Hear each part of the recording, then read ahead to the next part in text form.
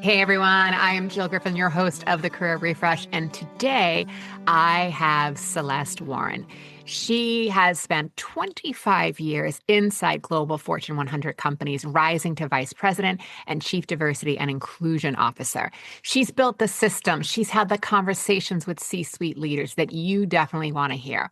And since retiring, she has founded a consulting firm. She's co-founded a nonprofit supporting students of color and STEM, or excuse me, in STEM. And she's also published her second book, which we're going to talk a lot about today, The Truth About Equity. I will have the information for her book and where to find her and her website in the show notes. So definitely check that out. Her book is available on Amazon and throughout major booksellers. So today we are unpacking equity as a career navigation strategy. When Celeste and I first started talking about this, I found this to be fascinating, and I was really, really excited to bring this conversation close to you because we often think about it as a corporate initiative, and that's wonderful, and it should be, right? But this is about you, the individual, as a leader, whether you're leading others or whether you are the leader who wants to continue to navigate within the workplace. So this is your strategy. And with that, let us welcome Celeste Warren.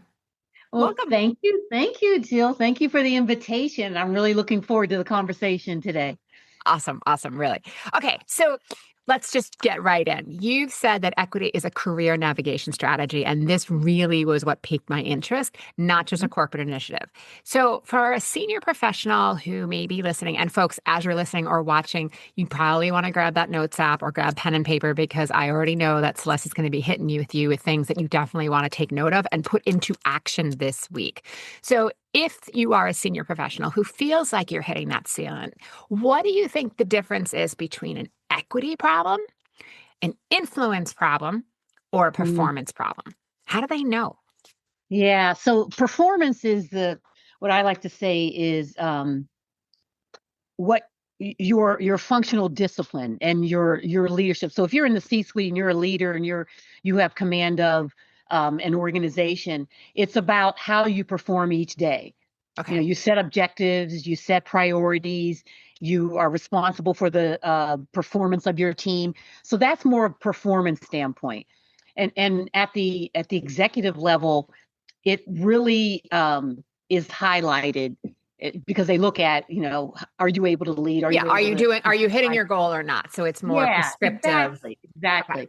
Okay. And then from a equity standpoint, for me, equity is how you get that discretionary effort from individuals in your organization, which leads to better team performance and better organizational performance. Because from an equity standpoint, you're meeting people where they are because everyone didn't start on your team, didn't start in the same place. Hmm. So you have to really understand where they started from, what they're about. So beyond the skills and capabilities, you have to talk about that. You have to understand, where they are from that standpoint, but also from the standpoint of their life experiences, their culture, or their identity, how that factors in to who they are as a person and how they are performing.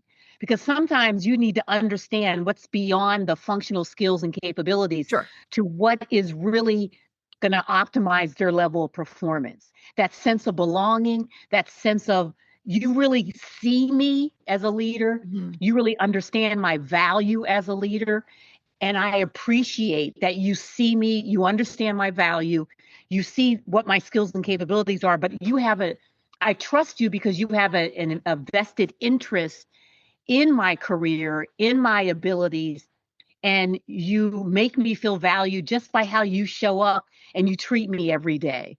Okay. That's where you get the discretionary effort. That's where you get the individuals that are they're ride or die with you. Okay. That's when you get the individuals that are going to stick with you when you have to go up that hill, when you have to have those hard messages during challenging times in the business. They're with you. And I Okay. think that's the difference. Okay. So then let's take a step back and define for everyone what equity is in your Yep. definition. So I like to use it from the standpoint of diversity, equity, and inclusion. Diversity is simply differences in people, those you can see and those you can't see.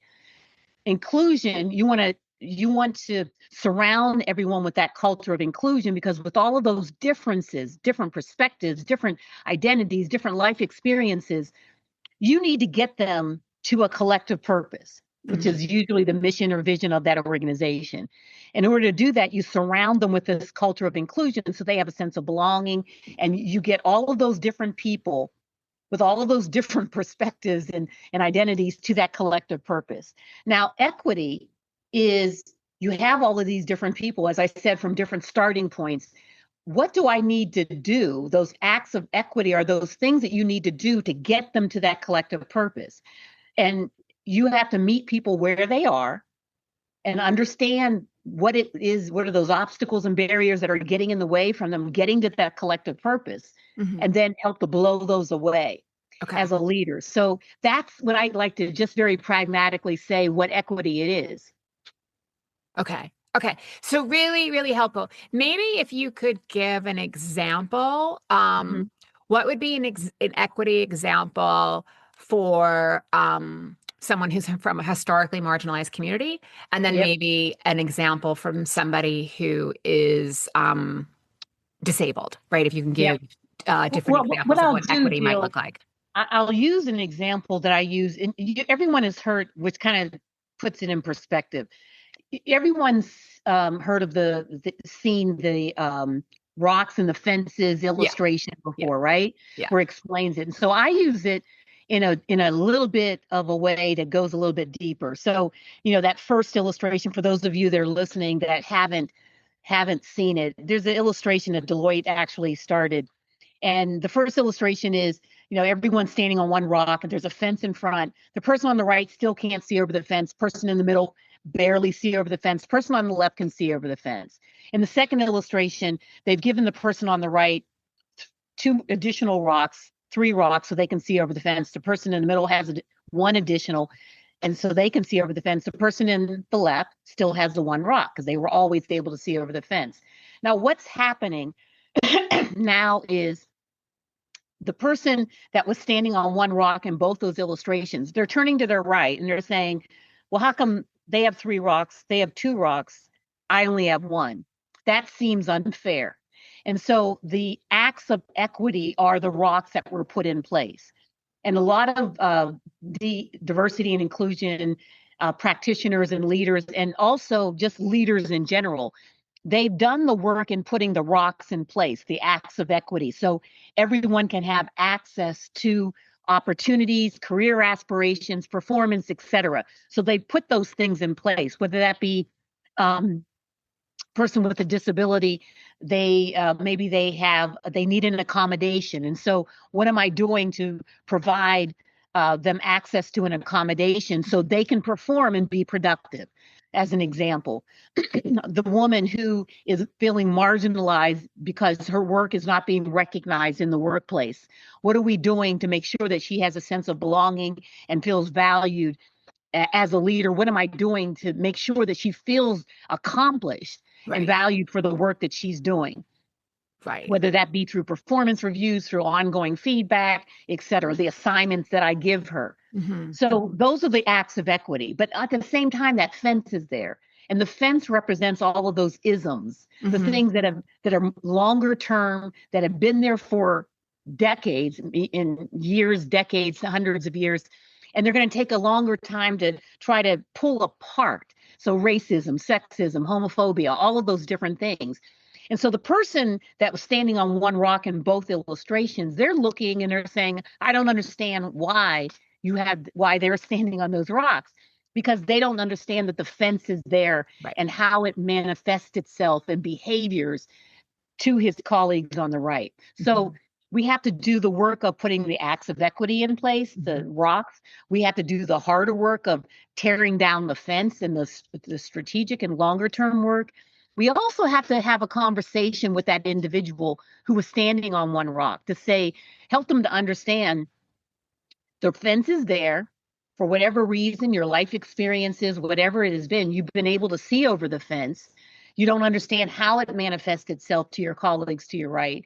And then also, not just helping them to understand it, but getting them to get in the boat, grab an oar, start rowing, and be active allies to help us, because we can't do this work alone. It has to be done in congregation with other people. Hmm. something as like succession planning, right? Mhm. In a hiring situation, if you're using panel interviews as opposed to one-on-one interviews, so the candidate comes in, they interview with Jill, they leave her office, they go interview with Bob, they leave his office, etc. Using panel interviews where everyone has the structured interview guides, you're asking the same questions of each candidate, where you're able to sit in the same time, the interviewers hear the answers of the candidates, and then have discussions about the candidates, because you can challenge each other, and you can say, well, when I interviewed Jill, I didn't really like that answer that they gave about how they started. And then the other leader can challenge you on it and say, well, what didn't you like about it? Because here's what I heard. So And I instead hear of you being that, saying that the panel interview would yeah, benefit this yeah. situation. Some companies, I can remember years ago, they didn't post jobs, and it truly would be a who you knew Right, right. process. I When guess I, the challenge that I would have in that is that yep, if I'm, if I just think about any of my previous when I worked within a large company, I mm-hmm, might be on a daily team of 5 or 10 people, part of a larger org that might be 50 people. I just mm-hmm, might naturally know because I work with that colleague so often that, they've hinted that they're thinking of leaving and I just might know, but we haven't announced it yet because there's no plan in place. okay. That's not necessarily intentionally excluding anyone. It's just the natural course of conversation. So how would you suggest someone who's if they're in that scenario, they would handle something like that? Well, so just from my experience, Yeah. let's just play this out. So you go to the manager, the Mhm. leader, and you say, well, I heard through the grapevine that there might be an opening on your team. Now, the blowback back, and I've seen this so many times, Right. the blowback is that manager starts getting paranoid and thinking, okay, they may not even have a clue, Yeah, right? So you may have that's a kind of what I'm relationship. getting at. I mean, there were Yeah, times in which someone would resign and it would be in total lockdown because we wouldn't want employee morale to be impacted, right. or if we didn't have a proper succession plan for the client or the business, we didn't want the market or the client to get worried. So it would be like, don't talk about it until we have an idea in place. So again, Yeah. those are natural things that would happen in business. It's not meant to exclude anyone, but the Hmm. structural bias inherent in that ends up excluding. And that's kind of where I'm saying, so like, Yeah. Well, no one's yeah, that's doing it why. intentionally, but how do you get around that? Well, you get around it if it's a executive type level, then that's where the succession Yeah, plan I process could comes in see that place, right? being a If it's succession at plan. the Sure. director or manager through the Yeah. organization, Yeah. then I mean, I would first ask that person who has sort of hinted that they're going to leave, well, do you think that I could be someone who viable for your role?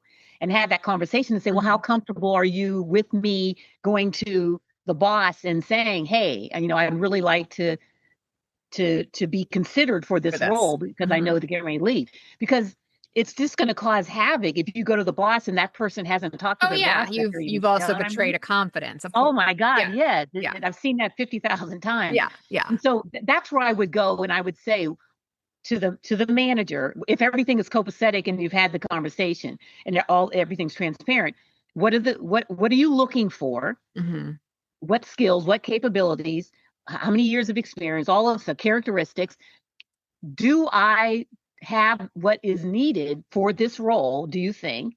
And then having that conversation. There's nothing wrong with having that conversation. If the manager says, well, actually, I don't know if you would be the right person for the role, that's when you turn it into employee development conversation to Sure. say, okay, well, let's have a conversation about what you feel is missing from my experience, and then how do I get it? So you've talked a bit about um, being included versus being influential. How, Mhm. if I'm in those buckets, how will I know? Am I just being included? Or am I actually having the impact that I want to have as an employee and a leader?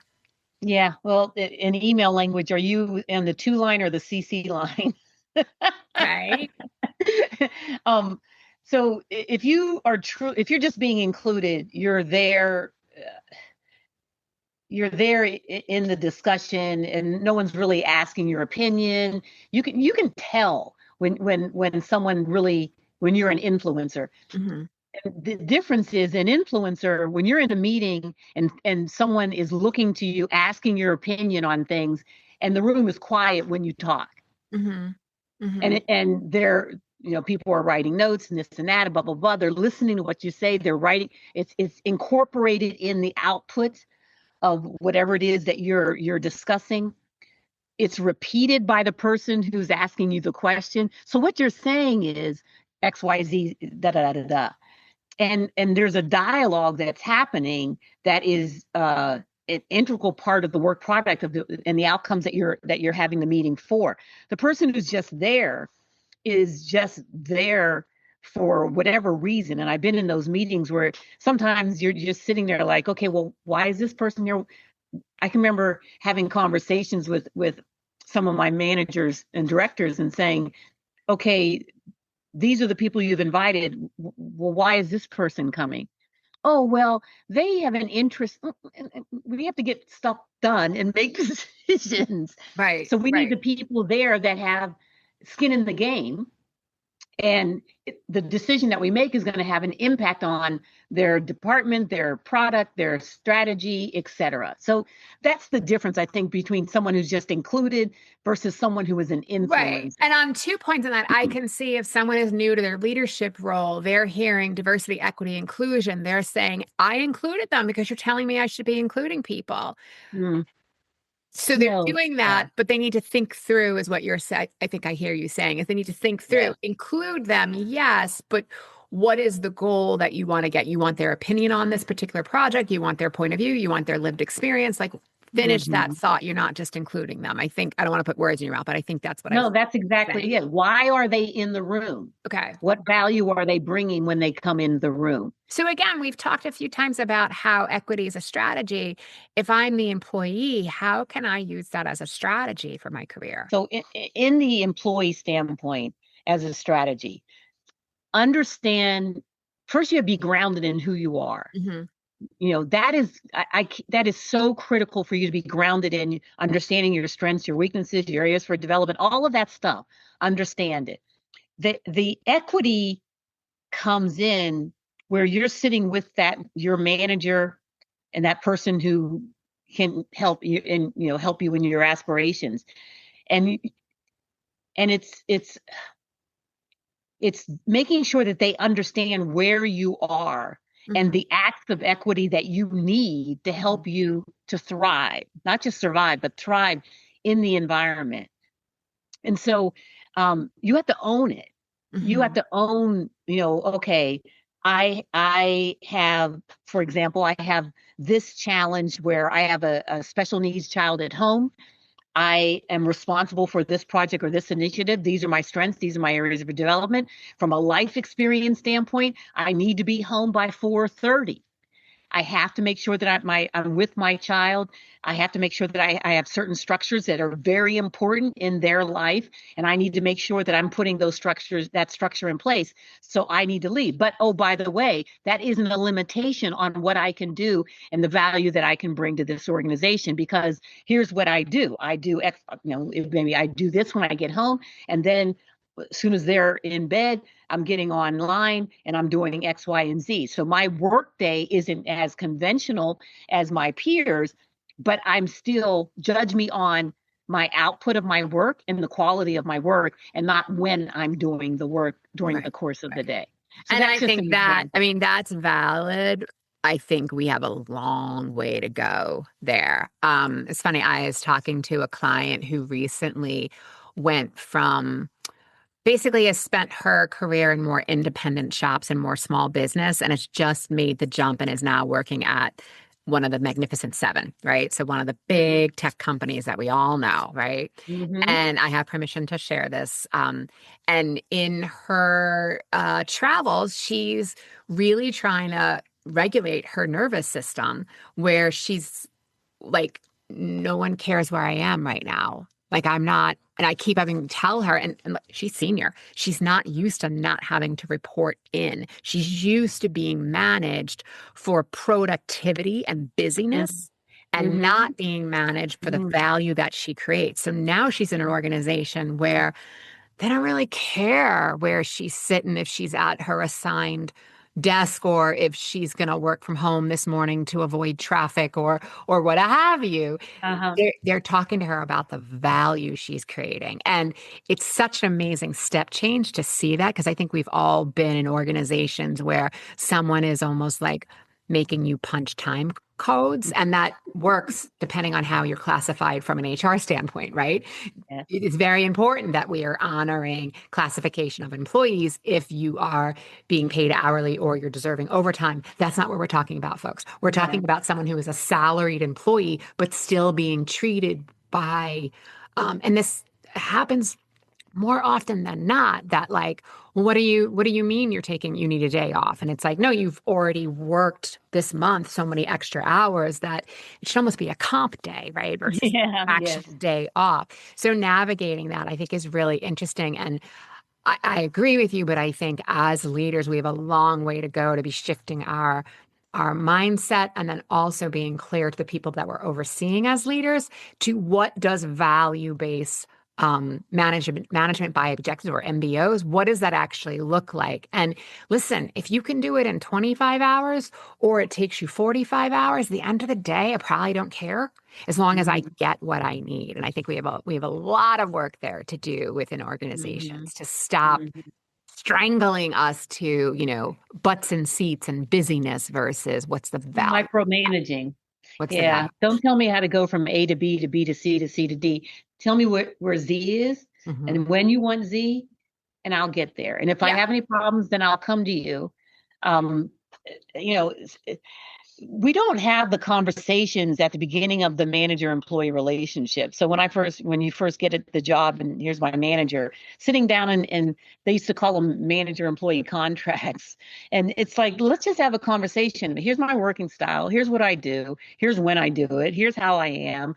And what's your management style? What's your Yeah. communication style? And having that adult conversation when you first get in the job, so they understand who you are and the essence of who you are, and it's a lot easier to build that relationship down the line. Yeah. Yeah. And I so would many actually people even don't do say that.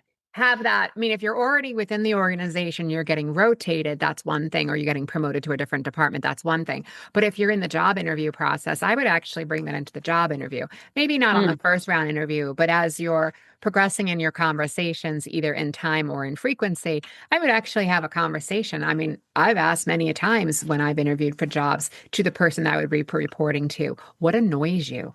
yeah, Like, to really understand, like, what are your pet peeves and how do you like to work? And like, it's it's about competency, but it's also about chemistry, like, yeah, to understand that. Okay, last and question. character too. Yeah, yeah, totally. Okay, last question. You have a line within your book about performance gets you paid and sponsorship gets you promoted. Hmm. Give people a little understanding, especially if they've never had a sponsor before.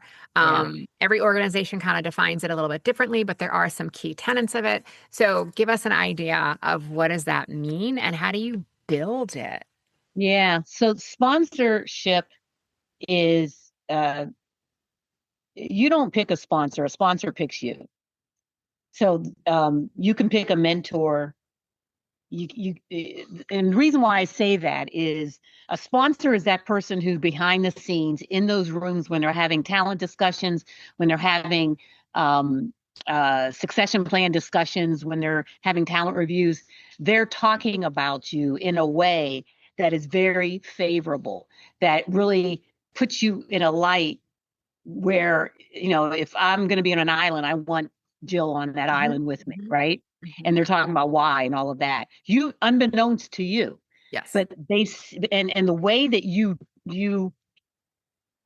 make yourself that person who they want on the island is by your performance, your leadership, your ability. I used to say to shape fog, seeing what needs to get done, getting it done, and getting it done in the right way without someone having to have to hold your hand. That's Mhm, what leaders and managers look for. They mhm. they look for the job that you're in and you're doing it well, but they also look at are you ready for the next job? Are you ready for the next challenge? Are you ready for the next opportunity experience? Mm-hmm. And so as they're looking at you, they're going to either decide whether they're going to sponsor you or not. Mm-hmm. And when they do decide that they're going to sponsor you, they're doing it unbeknownst to you. And a lot of times, Yeah. in those discussions where it's very critical when they're talking about the next level of leadership or the next generation of talent. So the one other thing that I would add to that, I agree with everything you've said on sponsorship, is that there are many organizations, and this is important for you to find out, especially at the Fortune 500 and the Fortune 100 level, where if I'm the executive, yes, I'm to sponsor, but I am being held, part of my performance review is how many individuals did I sponsor and how many people did I fight for, right? So that it's not just, we're not all opera singers, me, I, right? I'm actually advocating for people who are in the Mm-hmm. room. And Mm-hmm. part of my advancement as a leader and how I'm being graded against my performance is, am I lifting people up and bringing them forward? So really important in your organization to find out if that's the case, because it just means that people are more incentivized to do it. And then it gives you an opportunity to think about, and that was the second part of my question, how do you build that relationship so that someone does say, you know what, I want to sponsor Celeste. She's pretty phenomenal and I want to sponsor her. You build it by this is not something you can do in smoke and mirrors. It just isn't. You have to have a solid historical history of good performance, great performance. You have to be that person who raises their hand when there's a project or an assignment or initiative that comes up that's not really easy, that's a little bit challenging and difficult, but you raise your hand and say, you know what, I'd like to take that on. Mhm. um, you are so making yourself building your from a performance standpoint, you're doing your job and you're doing it well, but you're also willing to take on additional sort of projects or initiatives or responsibilities that are going to get you visibility, yes, but also they're looking at you and saying they're ready for the next move. They Mhm. really, they're not just doing the role of a manager or director, they're doing a role of an executive director, of a senior director. Mhm. um, and okay, that's good. Volunteering for, I'll do the, not in a performative way, but volunteering to lead a group project, or because if you're leading the group project, a lot of times you're the one who's presenting in the senior level meetings as well. So getting exposure, because at there's preparation and then there's opportunity at those crossroads. That's where you start to see the success and you start to see I'm getting the exposure, and especially for marginalized groups of people, Mhm. because they're sitting around and they're doing all of these jobs and responsibilities and these projects and they're all these lateral moves, and then all of a sudden, and they're building up this strong stable of skills and capabilities, and then all of a sudden somebody sees them, either they do a presentation at a meeting or something like that, and it's like, wow, where did they come from? This person's really, really good. I think that a lot of thought into what they've been presenting.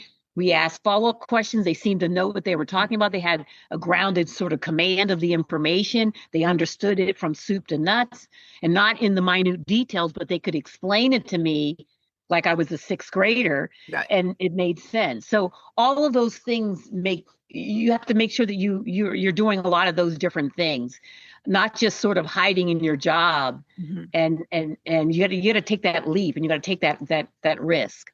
Okay. Okay. All right. Really last question. For anyone listening right now that feels like the system isn't built for me and they're Mhm. struggling with this, what's one thing that you want them to walk away with knowing? I want them to walk away knowing that you add value, you have skills, you have capabilities, you have experiences, you have you the essence of you is valuable. If you don't feel like it is valued in this organization that you're in, there are how many other organizations out there? that you can go to, or think about, hey, a lot of things, and this is really happening with Black women now, where, due to the economic situation, due to all the layoffs, all this, you see a lot of disproportionately Black women that have lost their jobs over the last 2 or 3 years. A lot of those women are saying, you know what, I don't want to go back into the corporate environment. I'm going to start my own thing, or I'm going to join other colleagues and we'll start something together, or I'm going to go to a smaller organization. There are choices that you have where you can feel valued and bring that value. And if someone doesn't accept you in XYZ organization, go to ABC organization or start your own. Yeah. I think that's a great place. It also reminds me of what my grandmother used to always say, go where you're celebrated, not where you're tolerated. So Yeah. if it works, Beautiful. if it works for you, we realize that it is a privilege to be able to find another job or quit a job. So if that works for you and your and your family and your dynamics, yes, but understand whether it's now or eventually, if it's not working for you, go to find the places that you're celebrated, not where you're tolerated. I Celeste, love thank you that. so much. I really appreciate you taking the time to have this conversation and really getting into some of the nuances of all of this. If you have questions, everyone, please email us at hello@jillgriffincoaching.com. We will get them to Celeste. We will bring her back. I'm sure she will come back. I haven't asked her, but I'm going to guess that she'll come back if we ask her to. Yes, of And course. I really appreciate you being here. So everyone have a really great week. Be intentional. Really think through, what does equity mean within your department, your organization, for yourself. And as always, always, always, always be kind. I'll see you soon. I'm Jill Griffin, your host of the Career Refresh podcast. My mission is to make workplaces more successful for everyone. So if you have ideas for topics or future guests, please email us at hello@jillgriffincoaching.com. Until next time, embrace possibility, be generous, intentional, and kind.